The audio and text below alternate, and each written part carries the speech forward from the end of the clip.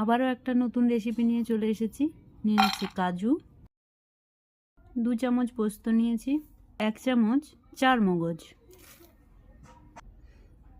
4 থেকে 5 মিনিট এটাকে আমি ভিজিয়ে রেখে দেবো।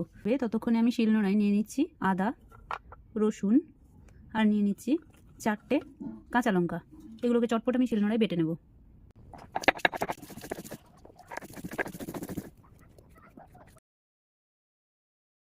এই বেটে নিচ্ছি চারমগজ আর পোস্ত আর কাজু, যেটা আমি আগে ভিজিয়ে রেখেছিলাম। শিলে মশলা বেটে তরকারি রান্না করলে কিন্তু খুবই স্বাদ হয়।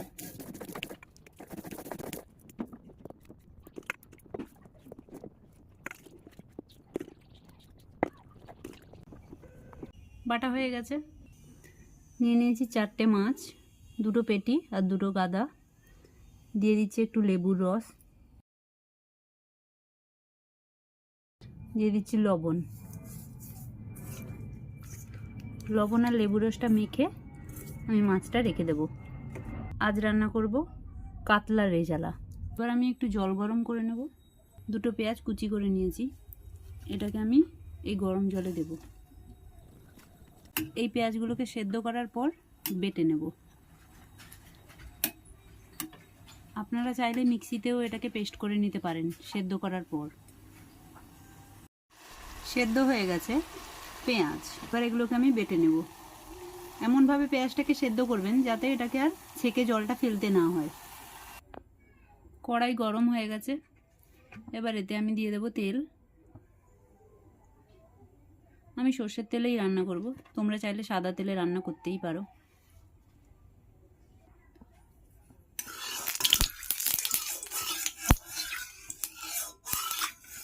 মাছগুলোকে হালকাভাবেই ভাজবো।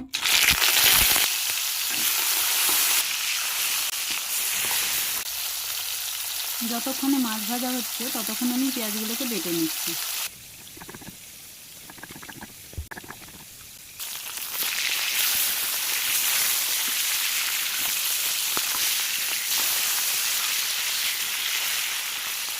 ভাজা হবে তখন আমি মাছগুলোকে তুলে নেব।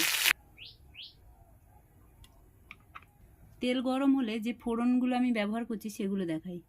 লবঙ্গ, 2টো শুকনো লঙ্কা, এলাচ, মৌরি, তেজপাতা একটা, এইগুলো আমি ফোড়নের জন্য ব্যবহার করব। নমস্কার বন্ধুরা, আমি Susmita, cook with good vibes চ্যানেলে। দেখতে থাকুন কিভাবে আমি কাতলা রেজালা রান্না করছি। শুকনো লঙ্কা আমি এইভাবে ছিঁড়ে দিয়ে দেব। এরপর এতে দেব তেজপাতা। আর এই লবঙ্গগুলো যখন দেবেন, এই মাথার ফুলটা এইটা একটু ছাড়িয়ে দেবেন, এই পাপড়িগুলো আমি দেখিয়ে দিচ্ছি, এইভাবে দেবেন। দিয়ে দিচ্ছি। আর এই এলাচগুলো কিন্তু একটু ফাটিয়ে নেবেন, না হলে তেলে দেওয়ার সাথে সাথে ফাটবে। দিয়ে দিচ্ছি মৌরি।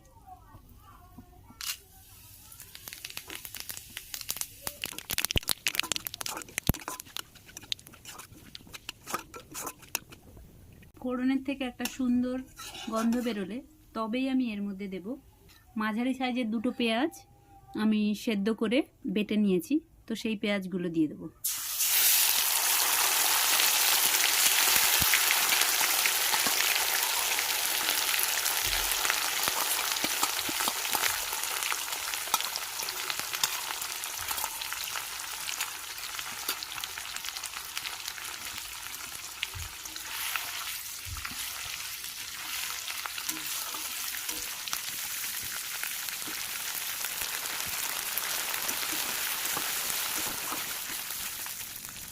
পেঁয়াজ হালকা ভাজা হয়ে গেছে।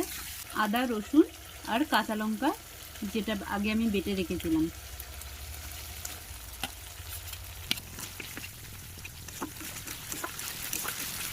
আদা রসুন কাঁচা লঙ্কা বাটা দিয়ে ভালোভাবে ভেজে নেবেন। দিয়ে দেব চারমগজ, পোস্ত আর কাজু বেটে রেখেছিলাম, সেটাকে আমি দিয়ে দেব। তার আগে এটাকে ভালোভাবে এতে মিশিয়ে নেব।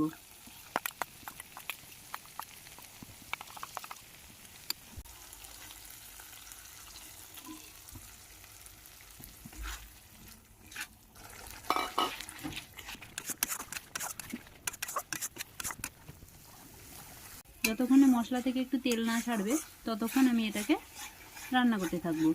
দিয়ে দিচ্ছি 1 চামচ ধনে গুঁড়ো, 1 চামচ জিরে গুঁড়ো। জিরে গুঁড়ো আর ধনে গুঁড়োটাকে দিয়ে ভালোভাবে আমি মিশিয়ে নেব। গ্যাসের ফ্লেম মিডিয়াম থাকবে। রান্না করার সময় অবশ্যই খেয়াল রাখবেন যাতে মশলাগুলো কড়াইতে লেগে না যায়।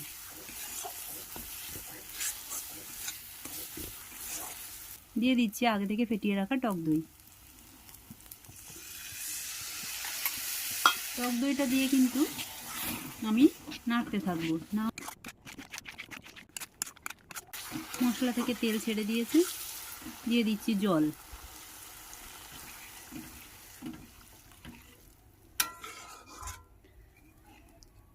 এই মশলা বাটিটা ছিল, ওতেই আমি জল দিয়ে ধুয়ে নিয়েছি ভালো করে।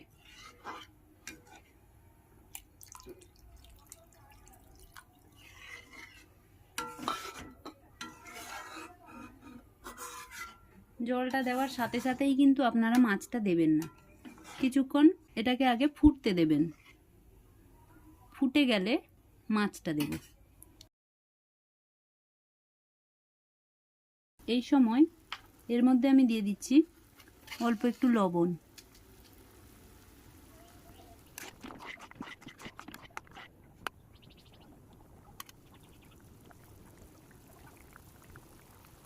দিয়ে দেব মাছগুলো।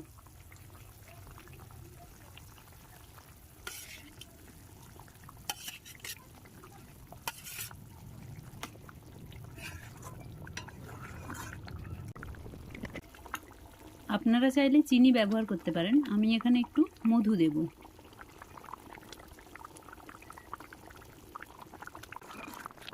গ্রেভিটা একটু ঘন হয়ে এলে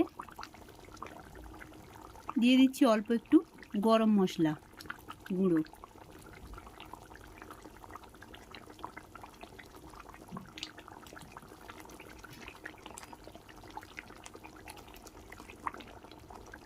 গরম মশলা গুঁড়ো দিয়ে মিশিয়ে নিয়ে এবার আমি এটাকে ঢাকা দিয়ে দেবো। যে কোনো রান্নাতেই গরম মশলা দেওয়ার পর সাথে সাথেই মিশিয়ে নিয়ে ঢাকা দিয়ে দেবেন।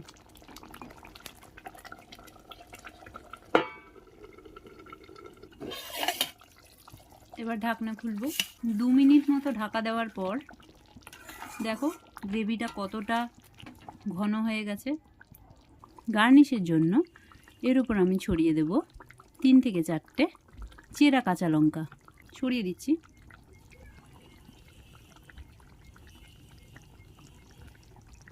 দিয়ে দিয়েছি কাঁচা লঙ্কা।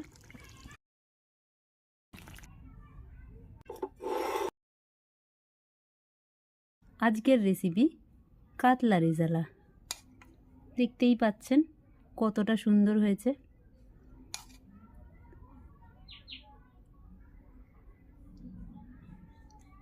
রান্নাটি ভালো লাগলে অবশ্যই আমাকে কমেন্টে জানাবেন। একবার এভাবে বাড়িতে বানিয়ে দেখুন, খুবই ভালো লাগবে।